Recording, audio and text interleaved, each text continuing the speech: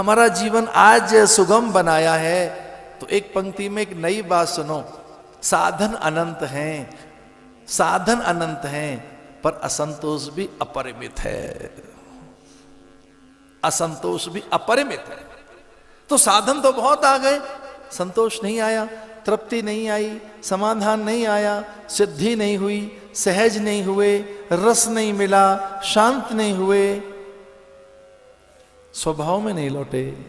क्योंकि वो जो था श्रम बाहर का है।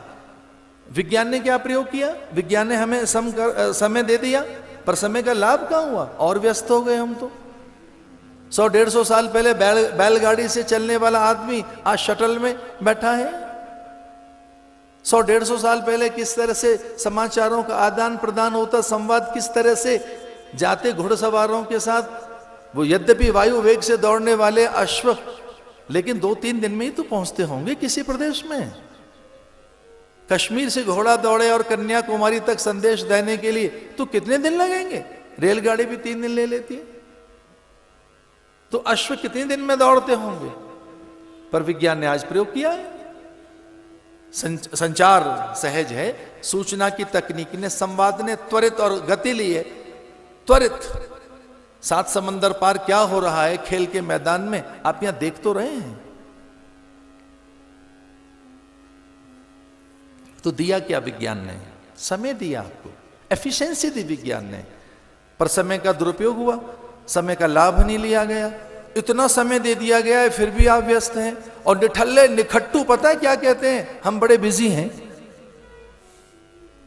जो बिल्कुल निठल्ले हैं उनकी भी जिह्वा पर एक सहज शब्द रहता है, हम बहुत व्यस्त हैं। अरे भैया किसमें व्यस्त हो आप?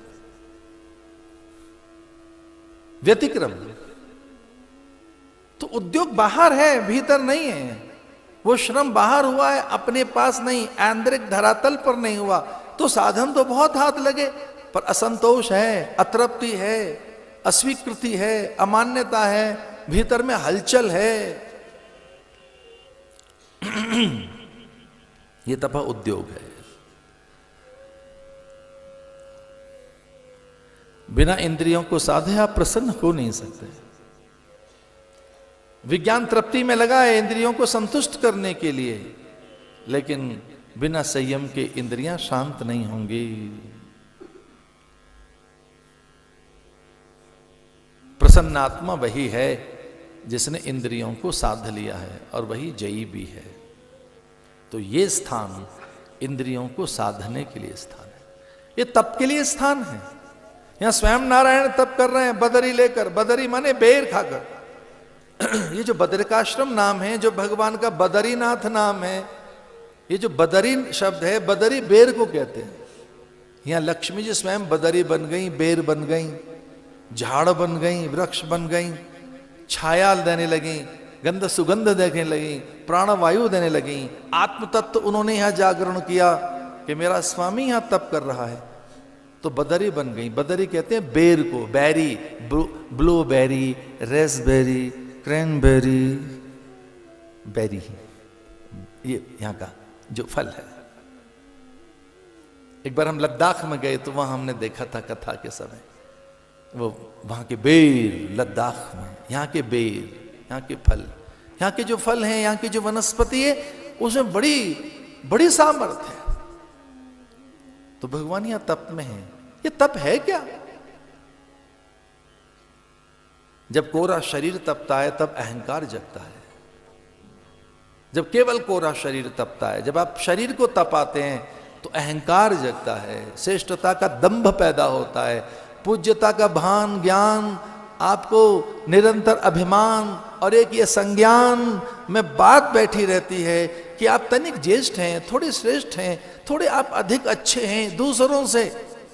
जब आप कोरे शरीर को तपाते हैं, जब कोरा शरीर तपता है, तब आप में एक अहमन्यता पैदा होती है कि अन्य से मैं ज्येष्ठ हूं, मैं श्रेष्ठ हूं।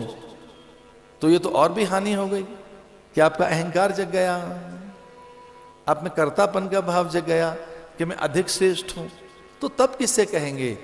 जिसमें निराभिमानिता आए, अहमन्यता घटे। तो तपस्या वही तप है, श्रेष्ठ तप वही कहा जा सकता है जिसमें अहंकार का शमन हो, जिसमें कर्तापन का भान ज्ञान न रहे। तो प्रयोग धर्मा अगर आप बने अथवा अन्वेषण करें तो अहंकार का भी शमन करें, क्योंकि अहंकार हमारी आध्यात्मिक आकांक्षाओं को चूर चूर कर देता है। तो ये जो स्थान है अहंकार के शमन के लिए भी है, अविद्या अस्मिता राग द्वेष के शमन के लिए है ये स्थान। अविद्या नाश होती है। और शिव की आज्ञा मानकर वहां जब वो गए तो अभी उनके आश्रम में पहुंचे भी नहीं थे, अभी उनके दर्शन भी नहीं हुए थे, अभी उनके आसन के निकट तक भी नहीं पहुंचे थे कि उससे पहले ही उनके भ्रम निर्मूल हो गए, अविद्या शिथिल हो गई। चूंकि वह अहिंसा, संयम, सत्य, अस्तेय, ब्रह्मचर्य इनका साधन है। जहां यम नियम नहीं है वहां अध्यात्म बहुत दूर खड़ा है। सत्य, अस्तेय, ब्रह्मचर्य, अपरिग्रह, शौच, संतोष, तपस, स्वाध्याय, ईश्वर प्राणिधान, ये यम और नियम है।